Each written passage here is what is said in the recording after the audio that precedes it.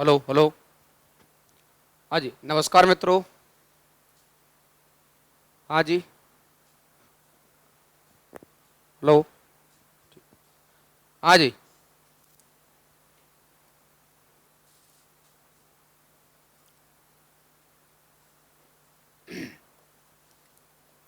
हाँ भैया।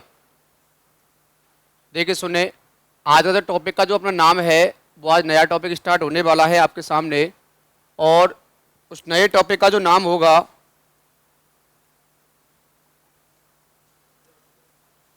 हाँ जी, उस नए टॉपिक का जो नाम होगा आज के का, वो टॉपिक का नाम होगा अपना बैंकिंग सिस्टम। टॉपिक का नाम क्या है भैया? Banking system. ठीक है, तो आप सभी से निवेदन है, क्लास को अधिक से अधिक लाइक करें भैया और शेयर करें। हाँ जी,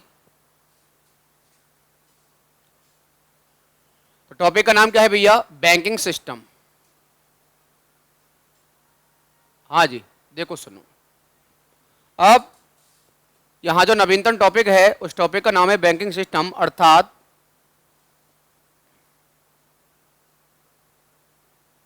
बैंकिंग प्रणाली।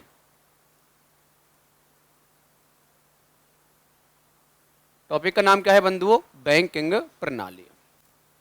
तो पहले बात यहाँ ये करेंगे सबसे पहले कि बैंक होती क्या है। बैंक होती क्या है, तो देखिए सुने, जैसे आपके सामने मैंने यहाँ लिख दिया है कि सबसे पहले संस्था।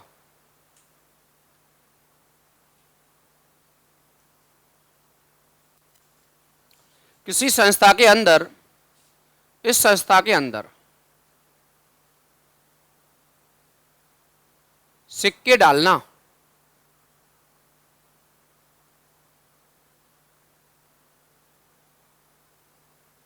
या नोट छापना,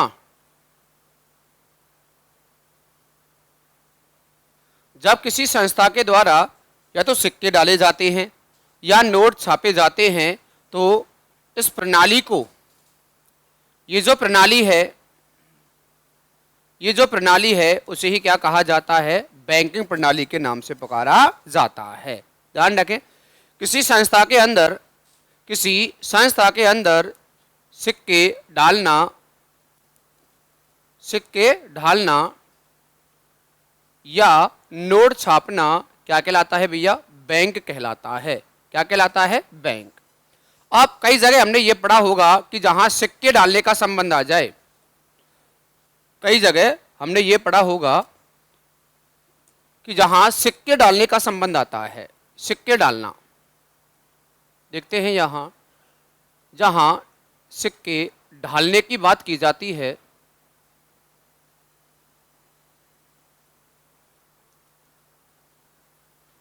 या जहां सिक्के डाले जाते हैं, सिक्के डाले जाते हैं, जहां सिक्के डाले जाते हैं उसे कहा जाता है, क्या कहा जाता है? टकसाल।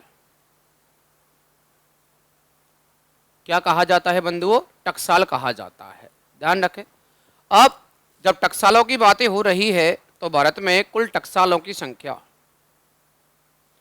सिक्कों को डालना ही क्या कहलाता है? टकसाल कहलाता है।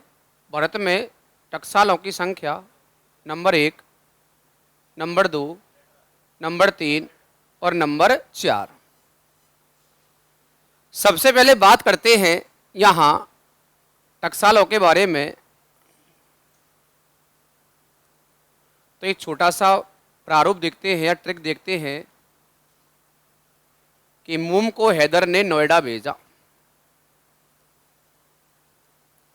कहाँ भेजा बंधुओं? नोएडा भेजा। मैं से बनता है मुंबई, कैसे बनता है? कलकत्ता, हैदराबाद और नोएडा। तो ध्यान रखें, टकसालों की संख्या कितनी है? 4।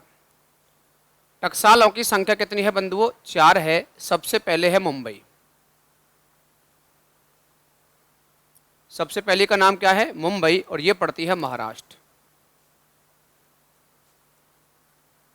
कहाँ? महाराष्ट्र। ध्यान रखें, उसके बाद में आगे चलते हैं। सेकंड का नाम है कलकत्ता। सेकंड का नाम क्या है भैया, कलकत्ता, और कलकत्ता पड़ता है अपना पश्चिम बंगाल। ये कहाँ पड़ता है, अपना पश्चिम बंगाल। उसके बाद में है से बनता है हैदराबाद, और हैदराबाद वर्तमान में है तेलंगाना। वर्तमान कहाँ है बंधुओं, तेलंगाना। और उसके बाद है नोएडा, और ये देखने को मिलता है उत्तर प्रदेश। हाँ जी, तो भारत में जहाँ सिक्के डाले जाते हैं उन्हें टकसालों के नाम से पुकारा जाता है। और भारत में कुल टकसालों की संख्या होती है, कितनी होती है बंधुओं, 4। सबसे पहले टकसाल की बात करते हैं तो सबसे पहले टकसाल का नाम होता है मुंबई, सेकंड का नाम कलकत्ता, तीसरी का नाम हैदराबाद, और चौथी का नाम हो जाता है नोएडा। अब थोड़ा सा और बात करते हैं, चलो ठीक है। इसके बाद और चलते हैं आगे। अब जहां ये तो सिक्के डालने की बातें हो गई, किसकी बातें हो गई भैया, सिक्के। अब जहां नोट छापे जाते हैं, लिख देता हूं मैं, जहां नोट छापे जाते हैं, जहां नोट छापे जाते हैं उसे कहा जाता है प्रिंटिंग प्रेस। उसे क्या कहा जाता है, प्रिंटिंग प्रेस के नाम से पुकारा जाता है। ध्यान रखें भैया, जहां नोट छापे जाते हैं उसे प्रिंटिंग प्रेस कहा जाता है। क्या कहा जाता है, प्रिंटिंग प्रेस के नाम से पुकारा जाता है। अब जो प्रिंटिंग प्रेस है इनकी भी संख्या कितनी है भैया, 4 है। इनकी भी संख्या कितनी है बंधुओं, 4 है। कैसे है वो देखते हैं। सबसे पहली नंबर 1, नंबर 2, नंबर 3 और नंबर 4। आगे चलते हैं। हाँ, सबसे पहला नंबर 1 देखते हैं। तो सबसे पहला यहां देखने को मिलता है देवास, नासिक, सालबोनी, मैसूर, और कौन सा बंधुओं, मैसूर। ठीक है, तो देवास पड़ता है अपना मध्य प्रदेश, नासिक है अपना महाराष्ट्र, सालगोनी पश्चिम बंगाल, और मैसूर पड़ता है कर्नाटक। मैसूर कहाँ पड़ता है बंधुओं, कर्नाटक। अब यहाँ क्या छापे जाते हैं भैया, नोट छापे जाते हैं। क्या छापे जाते हैं, नोट छापे जाते हैं। ध्यान रखें। तो सबसे पहला कौन सा होता है अपना, तो सबसे पहला होता है अपना देवास। कौन सा होता है, देवास। और देवास पड़ता है मध्य प्रदेश। सेकंड होता है नासिक, और नासिक पड़ता है महाराष्ट्र। अगला है सालगोनी, और सालबोनी पड़ता है पश्चिम बंगाल, और मैसूर पड़ता है कर्नाटक। और भारत में सबसे बड़ा दशहरा मेला, ध्यान रखें, भारत में सबसे बड़ा दशहरा मेला, भारत में सबसे बड़ा दशहरा मेला, भारत में सबसे बड़ा दशहरा मेला,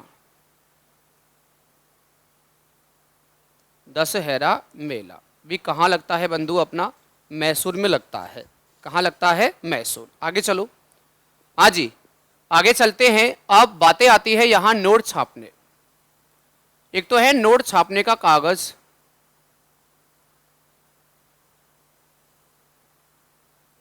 और एक है अखबारी कागज। कागज कैसा, अखबारी, और एक है भैया नोट छापने का।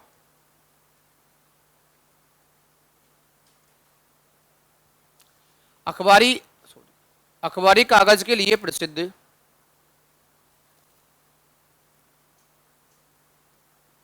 अखबारी कागज के लिए प्रसिद्ध शहर का नाम होता है नेपा नगर। और नेपा नगर ये पड़ता है कहाँ, अपना मध्य प्रदेश। और नोट छापने के कागज के लिए प्रसिद्ध माना जाता है होशंगाबाद। कौन सा है भाई साहब, होशंगाबाद। ठीक है, तो ये अपनी टकसालें हुई। और क्या हुई भाई साहब, प्रिंटिंग प्रेस। टॉपिक पे वापस चलते हैं। टॉपिक का नाम क्या है, बैंकिंग प्रणाली। बैंकिंग प्रणाली का मतलब जहां वह संस्था जिसके अंदर सिक्के डाले जाते हैं या नोट छापे जाते हैं, उस प्रणाली अर्थात इन दोनों की प्रणाली को ही क्या कहा जाता है, बैंकिंग प्रणाली के नाम से पुकारा जाता है। ठीक है, आगे देखें। आप सबसे पहले यहाँ जो पहला बिंदु होगा वो देखना क्या होगा। यहाँ लिख देता हूँ मैं बैंक। क्या लिखा है भैया, बैंक को मैंने लिख दिया।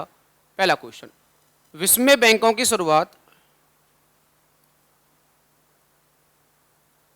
सबसे पहले विश्व में बैंकों की शुरुआत,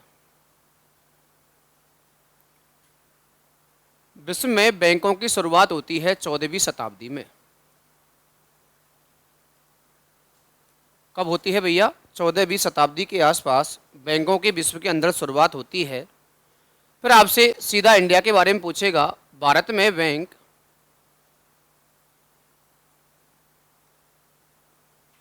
भारत में पहली बैंक कब बनी।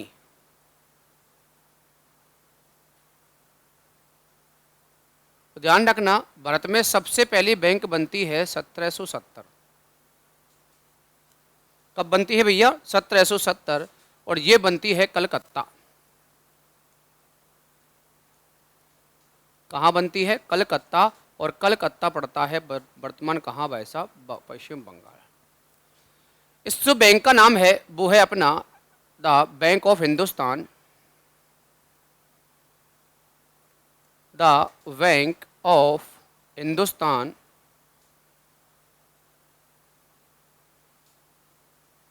The bank of Hindustan. ध्यान रखना, इसकी जो स्थापना की जाती है, the bank of Hindustan, the bank of Hindustan की जो स्थापना की जाती है, ये अंग्रेजों द्वारा की जाती है। किसके द्वारा भाई साहब, अंग्रेजों द्वारा की जाती है। किसकी स्थापना, द बैंक ऑफ हिंदुस्तान। लेकिन अब एक छोटा सा क्वेश्चन बनेगा यहाँ से, उसे भी ध्यान रखना कि जो बैंक ऑफ हिंदुस्तान है इसका जो कार्य था वो क्या था। इसका कार्य होता है, जो ईस्ट इंडिया कंपनी है, ईस्ट इंडिया कंपनी के सैनिकों को वेतन भत्ते देना। क्या देना भैया, वेतन भत्ते देना, इसका सबसे प्रमुख कार्य होता है। क्या होता है, ईस्ट इंडिया कंपनी के सैनिकों को वेतन भत्ते देना।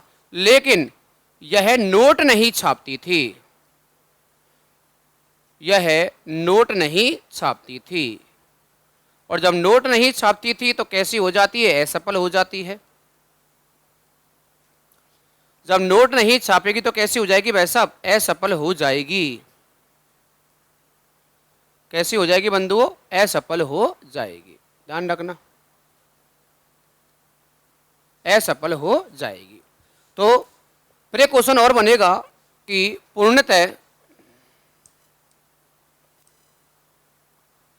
पूर्णतः यूरोपीय पद्धति पर,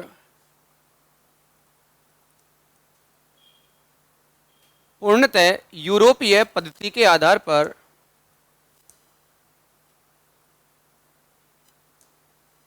पूर्णतः यूरोपीय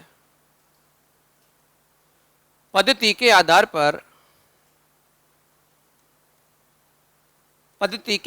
पर भारत में स्थापित बैंक, भारत में स्थापित बैंक का जो नाम होता है वो नाम होता है भाई साहब आपका द बैंक ऑफ हिंदुस्तान। तो ध्यान रखें भैया। हाँ जी, सभी को नमस्कार। हाँ जी, द बैंक ऑफ हिंदुस्तान, एक बार पुनः रिवीजन देखते हैं। तो भारत में सबसे पहली बैंक की जो स्थापना होती है वो स्थापना होती है 1770 में, और बैंक का नाम होता है the bank of Hindustan. The bank of Hindustan ये अंग्रेजों के द्वारा बनाई जाती है। इसका कार्य होता है ईस्ट इंडिया कंपनी के सैनिकों को वेतन भत्ते देना। लेकिन यह नोट नहीं छापती थी। जब नोट नहीं छापेगी तो कैसे हो जाएगी भैया, असफल हो जाएगी, बंद हो जाएगी। और इंडिया में यूरोपीय पद्धति के आधार पर पूर्णतः यूरोपीय अर्थात अंग्रेजों के द्वारा बनाई गई पहली बैंक का नाम क्या होता है, द बैंक ऑफ हिंदुस्तान। ठीक है, ध्यान रखें। तो ये ब्रिटिश पद्धति पर आधारित पहली बैंक थी इंडिया के अंदर। हाँ जी, आगे चलते हैं और बातें करेंगे। इसके बाद अब क्या होगा, जब ये बैंक बंद हो जाती है और इसके कार्य जब समाप्त हो जाते हैं, आगे चलकर फिर इंडिया में कुछ नई बैंकों की स्थापना होती है। उन बैंकों के बारे में यहाँ चर्चा करते हैं। द बैंक ऑफ हिंदुस्तान के बाद अब जो बैंक आने वाली है, उस बैंक का जो नाम होगा वो बैंक होगी अपनी प्रेसिडेंसी बैंक। बैंक का नाम क्या होगा भैया? Presidency bank. प्रेसिडेंसी बैंक कौन सी बैंक होती है बंधुओं? Presidency bank. ठीक है।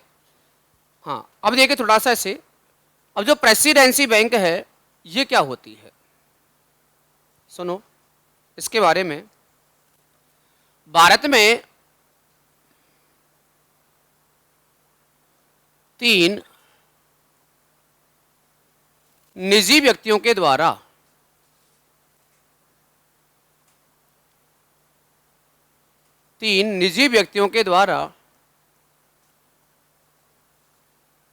तीन बैंकों की स्थापना होती है।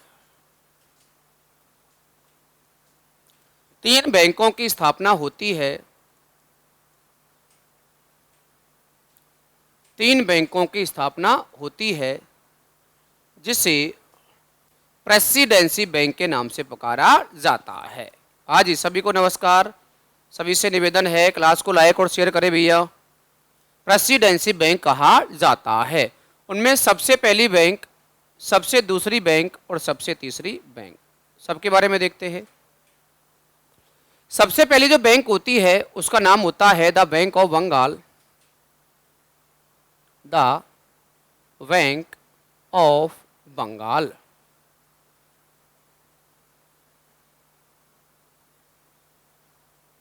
सेकंड का नाम होता है the bank of Bombay. The bank of Bombay.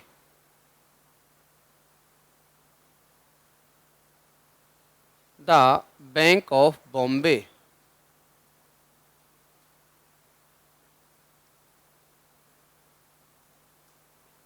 और तीसरी बैंक का जो नाम होता है द बैंक ऑफ मद्रास।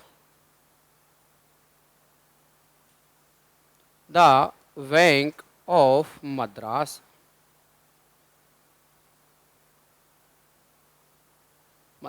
अब स्थापना देख लेते हैं थोड़ा सा। द बैंक ऑफ बंगाल की स्थापना 1806 में हुई। कब हुई भैया? 1806। हाँ जी। अगला, इसकी स्थापना 1840 और इसकी स्थापना होती है 1843। कब होती है भैया? 1843। हाँ जी, आगे देखें। चलो, 3 बैंक बन जाती हैं भारत में। 3 निजी व्यक्तियों के द्वारा 3 बैंकों की स्थापना होती है जिनके नाम आपके सामने लिखे हुए हैं। पहली बैंक का नाम है the bank of Bengal, the bank of Bombay और द बैंक ऑफ मद्रास। अब 3 बैंकों का कार्य क्या है वो भी देख लेते हैं। इधर देखो, इन तीनों का जो कार्य होता है, इनका जो कार्य होता है वो होता है नोट छापना। क्या छापना बंधुओं? नोट छापना होता है, ध्यान रखना। और जब कार्य नोट छापने का हो जाता है, जब कार्य यहां नोट छापने का हो जाता है तो 1862 की बात होती है। 1862 में अंग्रेजों ने इन तीनों पर अपना क्या कर लिया भाई साहब? अधिकार कर लिया। 1862 में अंग्रेजों के अधिकार में चली जाती हैं।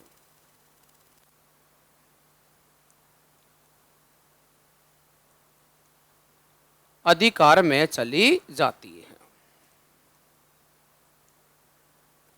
अंग्रेजों के अधिकार में चली जाती है, ध्यान रखना। अर्थात 1862 में इसका हो गया विघटन। इन बैंकों का क्या हो जाता है भैया? विघटन हो जाता है। 1862 में इन तीनों बैंकों का विघटन हो गया और तीनों बैंकों के विघटन के बाद अब क्या होगा 1921 में 1921 की बात करेंगे और 1921 में इन तीनों का हो जाता है विलय।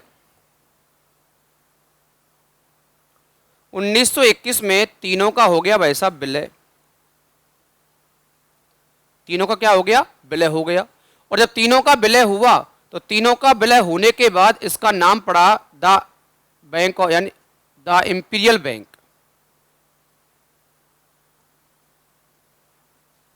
नाम क्या पड़ा भाई साहब इंपीरियल बैंक नाम पड़ा इसका, ध्यान रखें। तो 1921 में तीनों का विलय हो गया आपस में और नया नाम क्या पड़ गया इसका भाई साहब इंपीरियल बैंक। तो इंपीरियल बैंक की स्थापना 1921। इसका प्राचीन नाम क्या होता है प्रेसिडेंसी बैंक।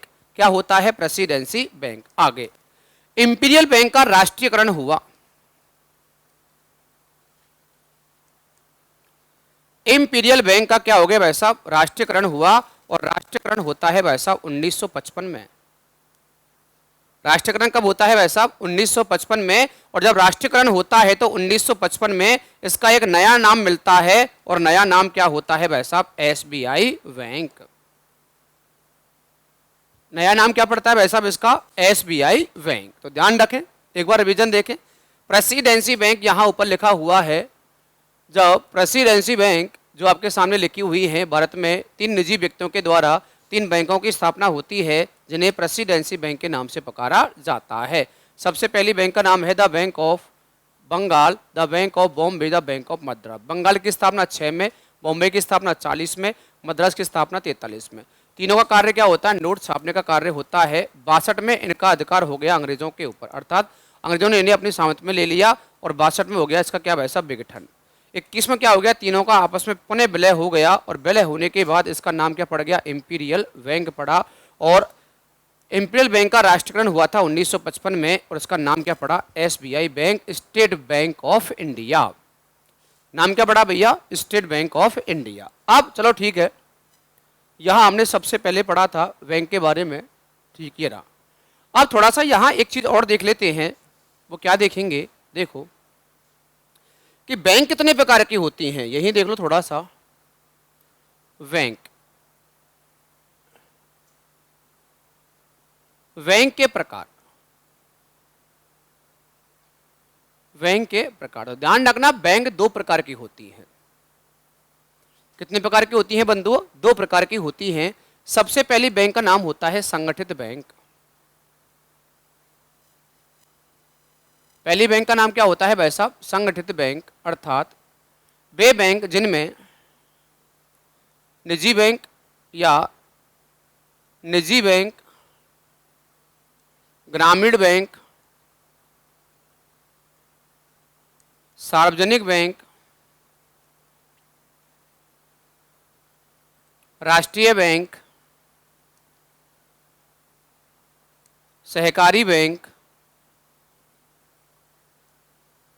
आदि को रखा जाता है, उसे संगठित बैंक के नाम से पुकारा जाता है। किसके नाम से भाई साहब संगठित के नाम से पुकारा जाता है। अब हाँ जी आगे चलते हैं।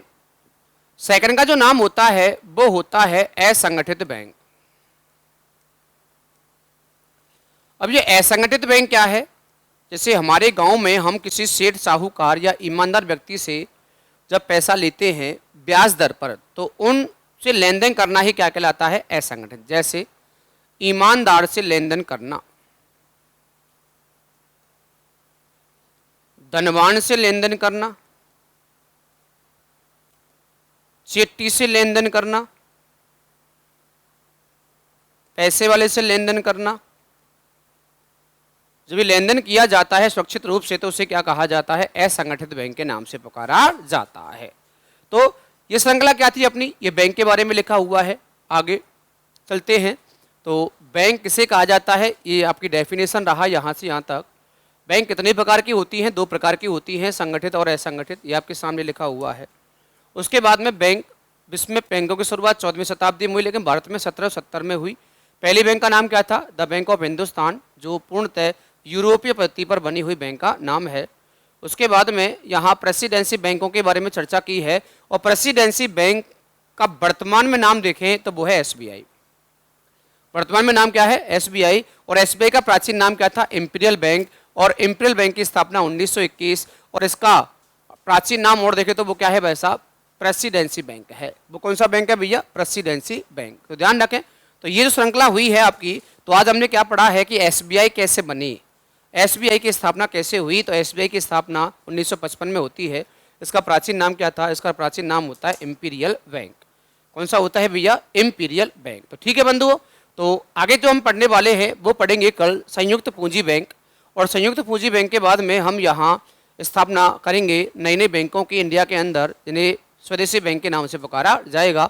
और प्रत्येक एक टॉपिक को पढ़ते हुए, जैसे एसबीआई को पढ़ लेंगे, आईसीआईसीआई को पढ़ लेंगे, एचडीएफसी पढ़ लेंगे, आरबीआई को पढ़ लेंगे, इनको पढ़ते हुए पीएनबी है अपनी, इनको पढ़ते हुए आगे चलेंगे और चर्चा करेंगे। तो आप इस क्लास को अधिक से अधिक लाइक करें और इसे शेयर करें। तो आज के लिए इतना ही, नेक्स्ट कल देखते हैं। तो